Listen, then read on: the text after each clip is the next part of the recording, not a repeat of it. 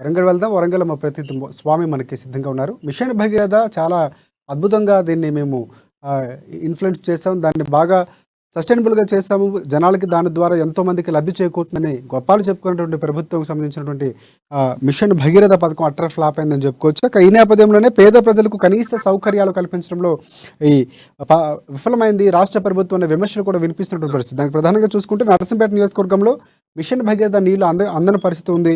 ప్రధానంగా చూసుకుంటే పట్టణంలో 15వ వార్డు ఉన్నటువంటి కాలనీలో 48 ఇళ్లకు గాను 5 ఇళ్లకు మాత్రమే నీటి సరఫరా అందుతున్నటువంటి పరిస్థితి కూడా కనిపిస్తుంది. అందరికీ ప్రతి మనిషికి ప్రతి ఇంటికి నల్లా ద్వారా నీళ్ళు అందిస్తున్నాం. అది మిషన్ భగీరథ వల్ల సాధ్యమైంది. తెలంగాణ ప్రభుత్వానికి అన్ని గప్పాలు చెప్పుకున్న ప్రభుత్వానికి ఇది ఒక నిదర్శనం చెప్పుకోవచ్చు. రైట్, దీనిపై అప్డేట్స్ ఏంటి స్వామి చెప్పండి. Good evening Rajasekhar. ఉమ్మడి జిల్లా వ్యాప్తంగా కూడా అంటే రాష్ట్ర ప్రభుత్వం ప్రవేశపెట్టిన తాగునీటి సమస్య తీర్చడం కోసం మిషన్ భగీరథ పథకాన్ని తీసుకొచ్చింది. కానీ మిషన్ భగీరథ ద్వారా పట్టణాల నుంచి మొదలుకుంటే పల్లెల్లోనికి కూడా తాగునీరు అందించాలనే నేపథ్యంతో కూడా కేసీఆర్ ప్రభుత్వం ప్రవేశపెట్టిన సందర్భం కనపడుతుంది. కానీ మొత్తానికి చూసుకుంటే ఇది మిషన్ భగీరథ అట్టర్ ఫ్లాప్ అయిందని చెప్పుకోవచ్చు. ఇక్కడ అంటే ఉమ్మడి వరంగల్ జిల్లా వ్యాప్తంగా చూసుకుంటే ఎక్కడ అంటే ఆ మిషన్ భగీరథ ద్వారా ఇచ్చిన తాగునీరు మాత్రం ఎక్కడ అందడం లేదు.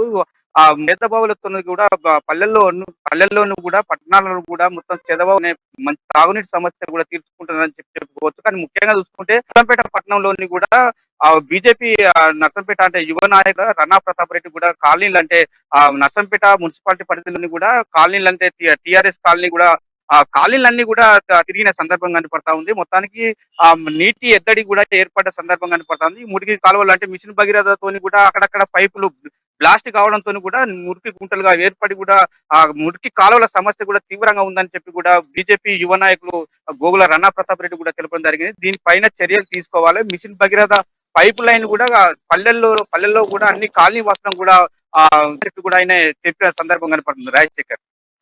రెడ్డి స్వామి, ఇదే నేపథ్యంలో అధికారులు లేకపోతే నేతలు నిర్లక్ష్యం అంటే పర్యవేక్షణ లోపం అనేది కూడా మనం చూడొచ్చు అంటారు. అధికారులు ఎవరైతే నిర్వహించడంలోనూ అలాగే దాన్ని పర్యవేక్షించడంలో నేతలు అధికారులు సమన్వయ లోపం కూడా మనకి ఒక రకంగా ఇలాంటి సమస్య రావడానికి కారణం అనుకోవచ్చు.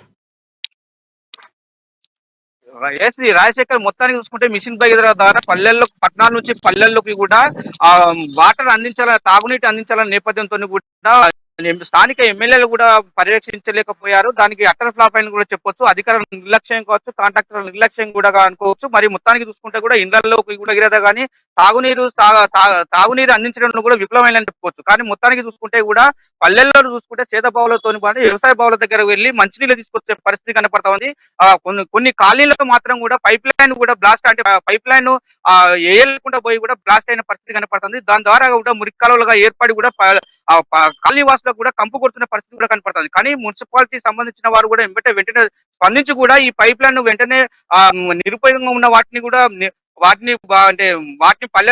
వాళ్ళ ఇళ్ళ కాలనీ వాసులకు కూడా తాగునీరు అందించాలి. ఇక్కడ మురికాలను కూడా శుభ్రపరచాలని చెప్పి కూడా స్థానిక ఎమ్మెల్యేలను కూడా కోరడం జరిగింది. దీని పట్ల కూడా సీరియస్ గా తీసుకొని కూడా మొత్తం నర్సంపేట మున్సిపాలిటీలో కమిషనర్ కూడా అప్పీల్ చేసిన పరిస్థితి కూడా కనపడుతుంది రాజశేఖర్.